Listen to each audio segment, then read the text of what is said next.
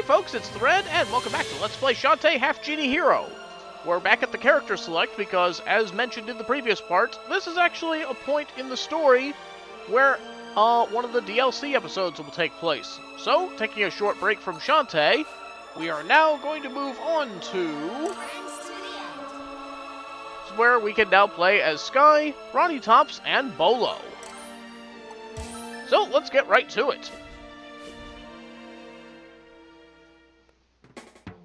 The nice thing about these DLC episodes is that each one is built assuming that this could be the player's first entrance to the story. So, what's going to happen here is that they're going to do a little recap about what's going on during Shantae's story at the time that we're starting. Gather round, kids. It's time to test out my latest invention. I call it the Dynamo. What's it do, Uncle? I'll demonstrate. Watch closely. And yeah, the dialogue will change up a little bit during the other stories as well. See those crystals up top? One is made of dark magic, and the other's made of light magic. When brought together, the crystals generate energy, which this machine collects and stores for future use. Huh? Huh? Well, that wasn't really a huh, but okay. He means it makes electricity. Precisely. But what's the electricity used for, Uncle? Why, to help you protect Scuttletown, of course. We'll use this contraption to light up the town all day and night. No one will ever sleep again. 24 hours a day to keep pirates at bay. Sounds like you're trying to sell a product here. Gosh, you really think this would work? Of course it will.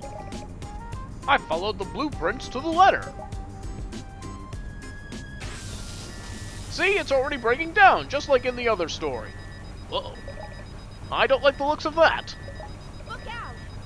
It's going to... What happened? Oh, dang, I didn't think this would happen twice. Oh, no, it's... Queen of the Seven Seas. Sorry to drop in unannounced, but it's time I give you all a demonstration of my own. Keep your eyes on the half-genie brat. And she's been palette swapped again.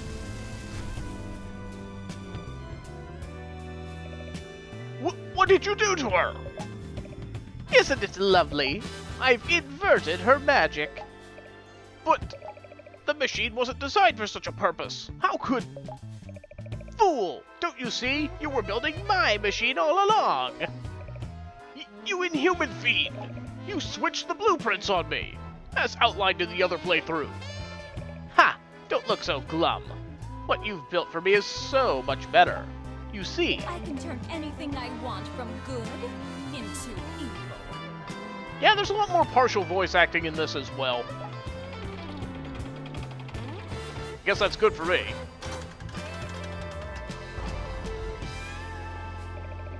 And my next target will be the biggest source of light magic in the entire world, the Genie Realm.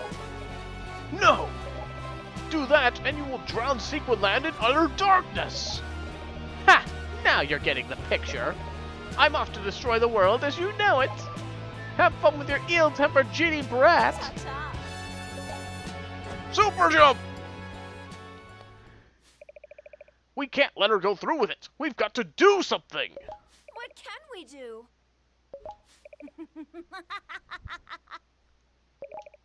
I know what you can do. You can suffer and squirm like the pathetic maggots, blah blah blah. We've heard this part before.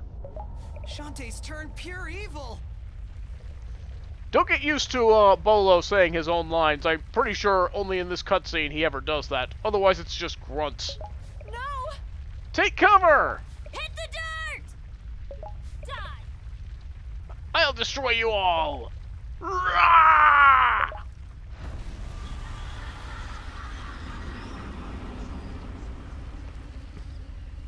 And with that, we've caught up to where the story left off for us. So, starting now, this is the stuff we would not see in Shantae's playthrough. What in the world happened? The dark magic must have overloaded her body. She's been knocked unconscious. What do we do now? Yeah, we can't just leave her like this. Just a moment.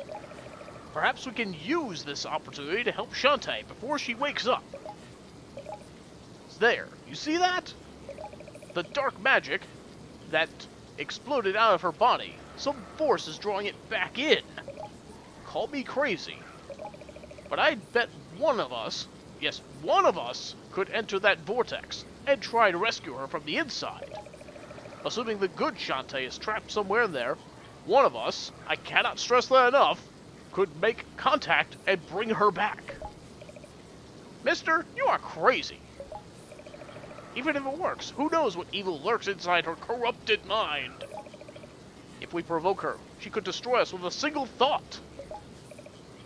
It's worth a shot. I'll go. If it's to help Shantae. Ugh, Haha, Bolo. you!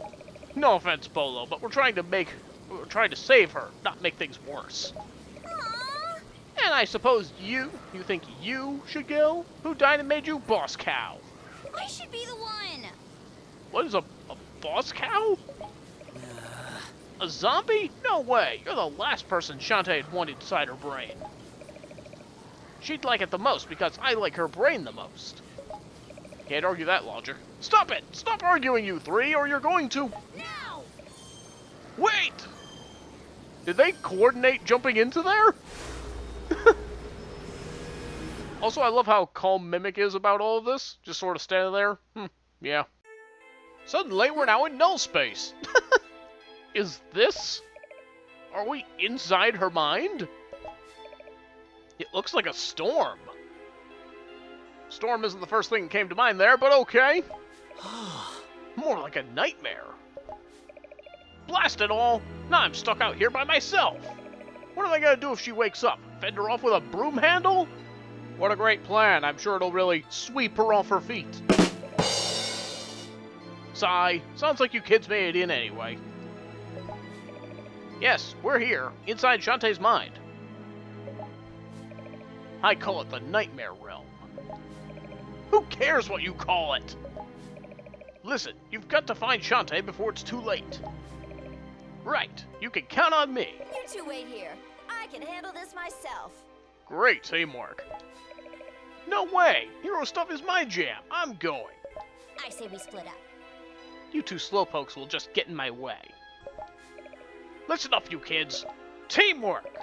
That's the only way you'll be able to help her, by working together. It just occurred to me, how is Mimic communicating with them? Odd. Trust these two numbskulls?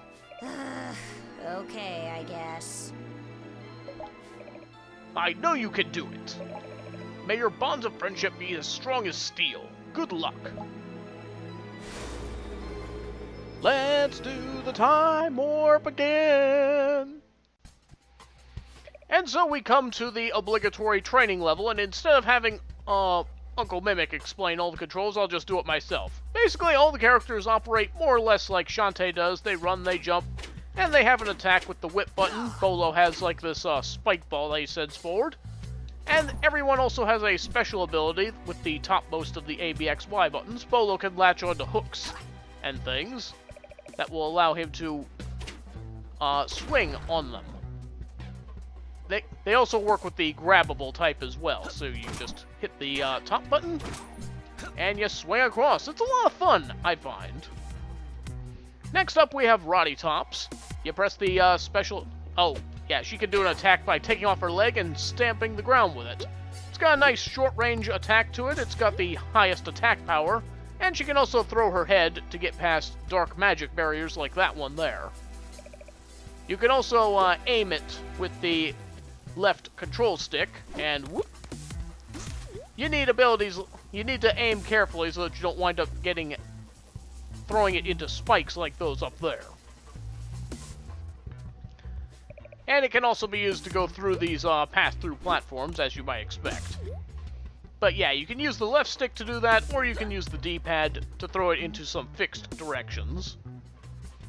And finally, we have Sky. Her special, well, she can attack by sending birds straight ahead. I find them rather weird because the birds don't animate at all. They're just like in that stuck position. And her special ability is throwing eggs that can when you press the attack button, they will change into a bird that you can use as a platform. And you can also throw them straight up, like so. This is kind of annoying to use because you have to press the button at just the right time in order to be able to get the most height out of it. It's rather troublesome.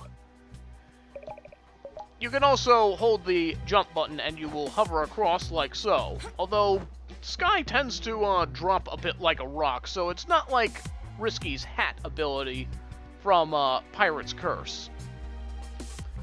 And here we have to use teamwork in order to get across. We have 2 shoulder buttons that will let us alternate between any of the friends.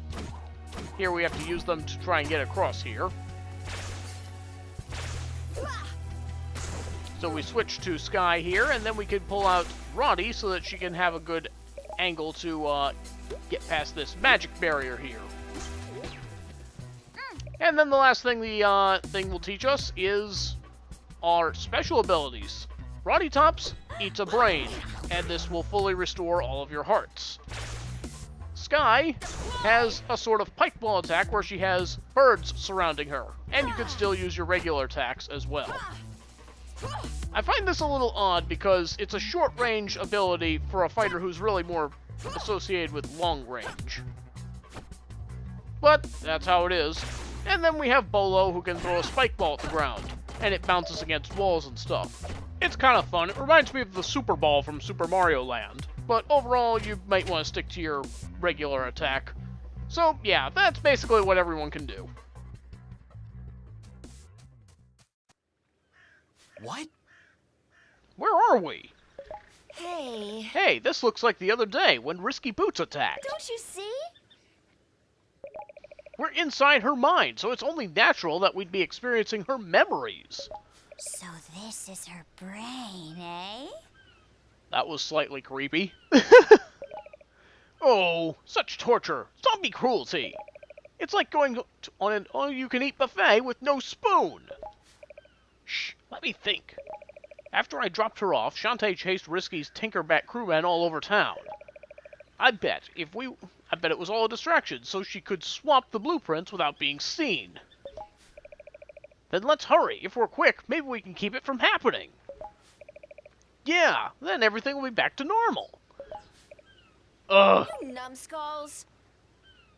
You said lame brains, but okay. This isn't time travel.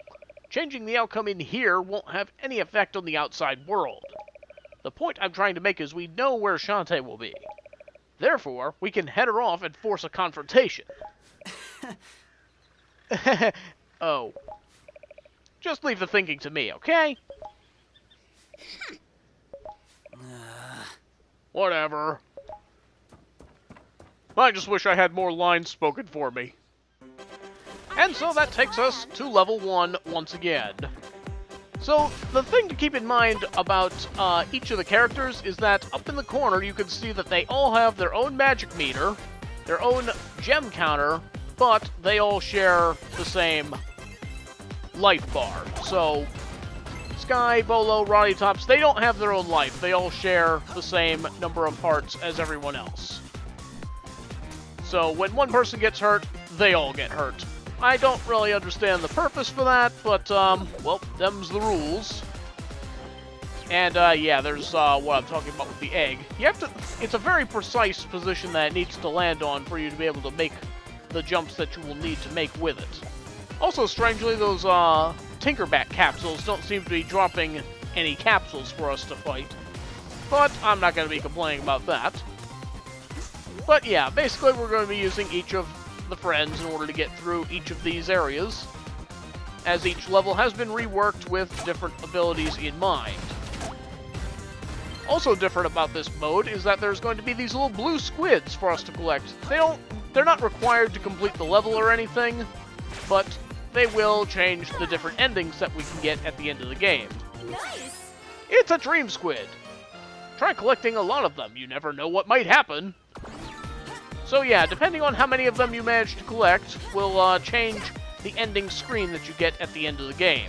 And yes, there will be different endings, depending on how quickly you can get through the game, or whether or not you manage to collect all of them. So basically, there's a regular ending where you just complete the game any percent. Ow. There's also a 100% ending, a speedrun any percent, and a speedrun 100% ending. 4 different pictures, so I guess that's some replay value for this game. Nice. Oh, right, I need to go get that, so yeah. Okay.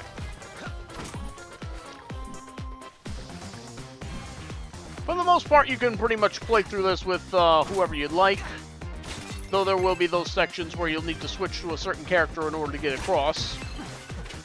I kind of feel like Sky and Bolo will have the most action in this level, but it's a good level to get yourself some gems for each of your characters. As you may have noticed, I have 37 out of 50 gems for Bolo. Once he gets to 50, he will level up. His attacks will become stronger, and he'll be able to attack a little quicker. Oh boy, I'm going to need Sky to get to those. There we go. The maximum level that any of your characters will be able to get to is 4. So once they get to 150 gems, there's not too much reason for them to collect any more, so go ahead and let another character collect them. For the most part, I usually like playing as Bolo because his attacks are in the mid-range category and have a decent power output to them. Rottytop has the strongest attacking ability out of the 3, but because she swings her legs so slowly, I don't really usually find a whole lot of use for her, besides eating brains. And the brain-eating ability is definitely something to have on hand. Ow. See, at her maximum attack power, she does 8 damage with each foot swing, and Bolo was doing 8 damage with each swing of his little spike ball here. But the fact that I can swing this faster than Rotty can swing her leg, that's why I wind up finding Bolo to be the more useful character out of the 2. These starfish can be a little annoying to try and jump around. None of your attacks besides a fully charged Rotty leg will be able to take them out in one hit, so you'll need to utilize some fancy footwork to avoid them getting latched onto you. Okay, there's our last squid over there. We're going to need Sky to get us up there. Oh, I did forget to mention, though, that the egg that Sky throws can also be used as an attack, but it doesn't do any more damage than one of her birds, and honestly, she has better options on hand. So here we are at the burning part of the town, and we're already taking some damage there. You might also notice that when you're playing Friends to the End, Shantae's friends tend to take a lot more damage than Shantae herself does. Oi, these eggs. So a lot of attacks that weren't really a problem for Shantae might not be so easy to contend with when you're playing as Shantae's friends. That tends to be a bit of a thing I've noticed. Anyway, more teamwork is needed to make these platform jumps here, since we don't have the ones retracting in and out of the wall. But most of it is pretty passable with just Sky and Rottytops. And we also need to make our way up here. Ooh, didn't mean to jump off there. Oh wait, there's actually a hook over here that we need to jump on. And yeah, that's another thing to keep in mind, is that as you take damage, you'll wind up dropping gems, and you might possibly level down from that, so do watch out. Anyway, swing across here, and there's another one of those blue squids. Yes, I will be getting all the squids, but yes, I will also be showing all the different pictures that you can get at the end of the playthrough.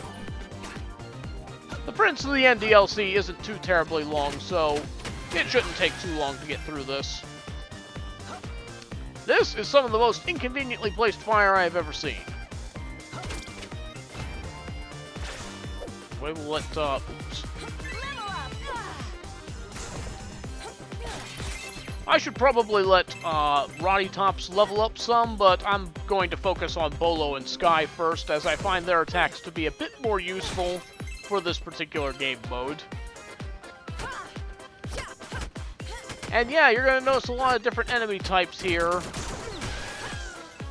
that you'll see from various parts of the game, even if they weren't originally in that stage, which I find kind of interesting.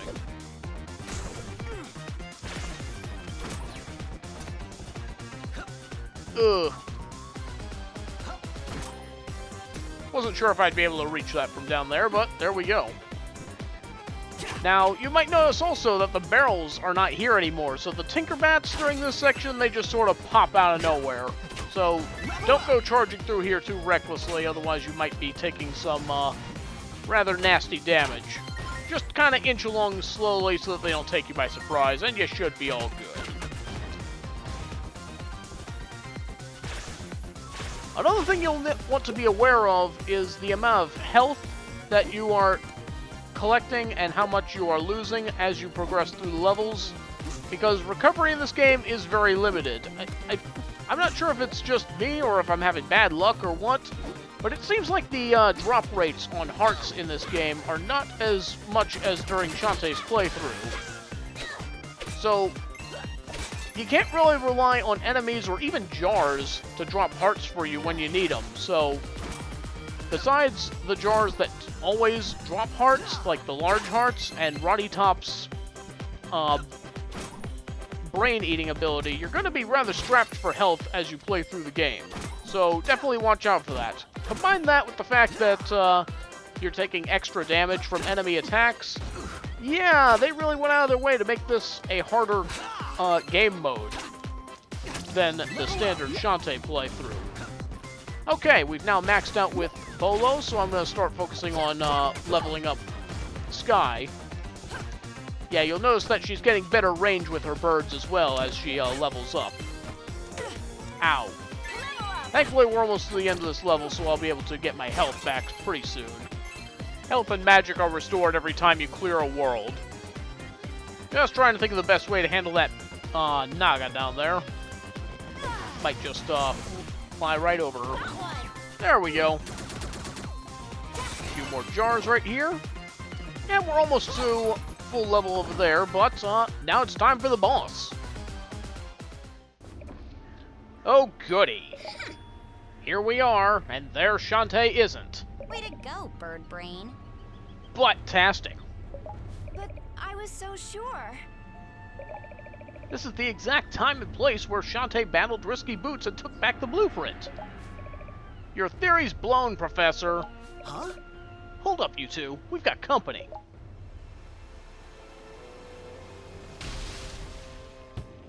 Queen of the Seven Seas. Well, she used that line once already. Call me Queen of the Seven Seas, if you please. What? Huh? Is she talking to us? Your dim-witted relic-hunting uncle is always blah blah blah blah blah blah blah blah. Hey. I think we're reliving Shantae's adventure as Shantae.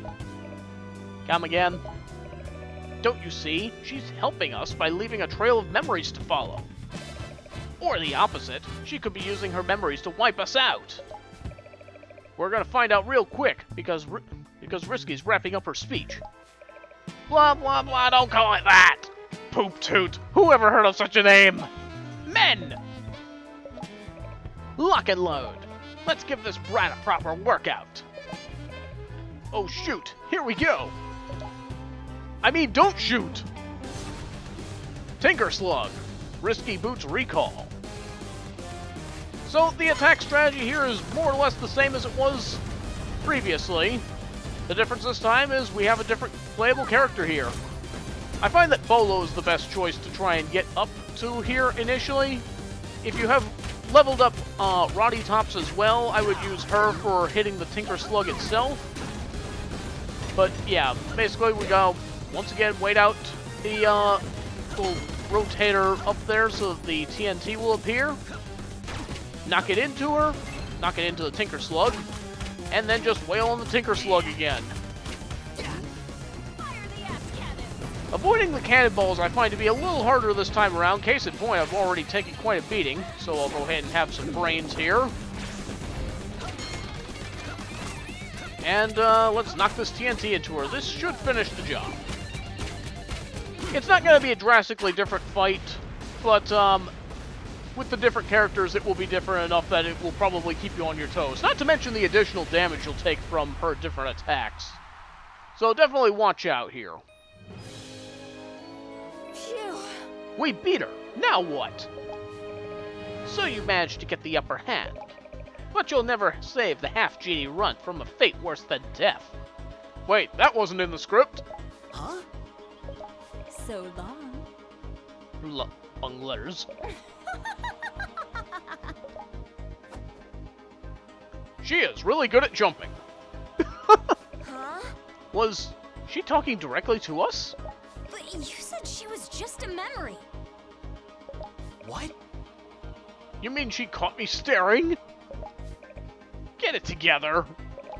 This could be the first of many memories. I say until we know what's going on, we keep moving forward. Right? Sigh, I guess so. Not bad. Nice. No portal for us to stand on, we just complete the level. Into the wormhole!